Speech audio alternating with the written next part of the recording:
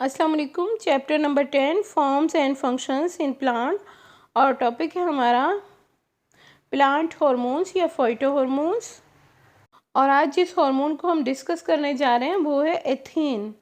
The most important role of ethane and ethene is a gas is that it triggers ripening of fruit. यानी ये जो ethene hormone या ethene gas है, इसका main काम क्या होता है कि ये जो फल है उनके पकने में मदद कर रही होती है।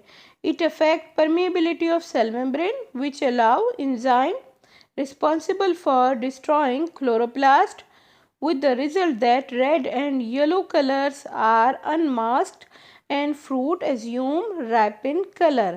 तो किस तरह से ये फ्रूट के पकने में हेल्प कर रहा होता है कि सबसे पहले तो ये सेल मेम्ब्रेन की परमिएबिलिटी को चेंज कर देता है। परमिएबिलिटी क्या है कि सेल मेम्ब्रेन्स कुछ एंजाइम या केमिकल्स को अपने अंदर या बाहर आने जाने की इजाज़त देती है। जब वो परमिएबिलिटी चेंज हो जाती है तो अब कुछ दूसरे किस्म के एंजाइम्स या केमिकल्स भी एक्चुअली सेल के अंदर दाखिल हो सकते हैं। तो उस परमिएबिलिटी को चेंज करने के बाद ये कुछ ऐसे एंजाइम्स को सेल के अंदर दाखिल होने की इजाज़त दिलवा देता है, ये जो हार्मोन या ये गैस है, कि वो एंजाइम सेल के अंदर दाखिल होकर और सेल में मौजूद जो क्लोरोप्लास्ट है उनको डिस्ट्रॉय कर देते हैं या फिर उनको कन्वर्ट कर देते हैं क्रोमोप्लास्ट के अंदर।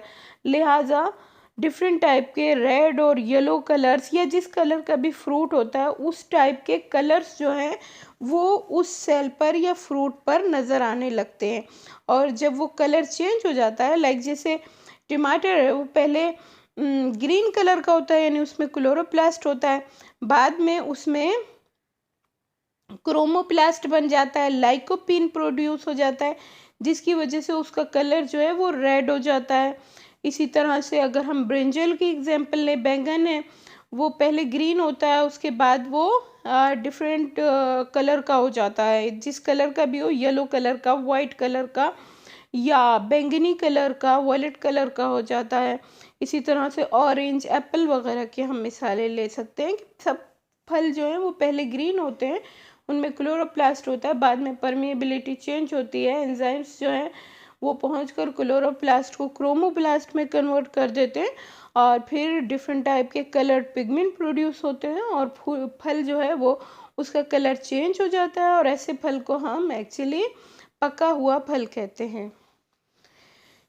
It contribute to leaf abscission.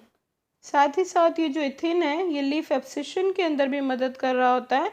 Leaf abscission क्या होती है कि जो पत्तियां हैं उनके अंदर वो ग्रीन से येलो हो जाती हैं, सेम प्रोसेस के ज़रिए ग्रीन से येलो हो जाती हैं और येलो होने के बाद गिर जाती हैं, तो इस प्रोसेस को हम लीफ एब्सिशन कहते हैं। And also break dormancy of bud and seeds in some species.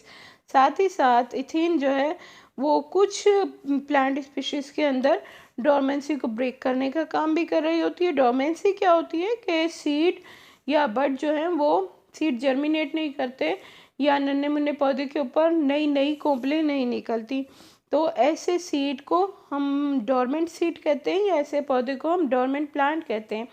तो सम टाइम इथिन की मिकदार अगर बढ़ जाए तो वो इस किस्म की डोरमेंसी को ब्रेक कर देता है और फिर वो सीड जर्मिनेट कर सकता है या पौधा जो है उस पर नई कोंपलें निकल सकती हैं। It also initiate flowering in some plants.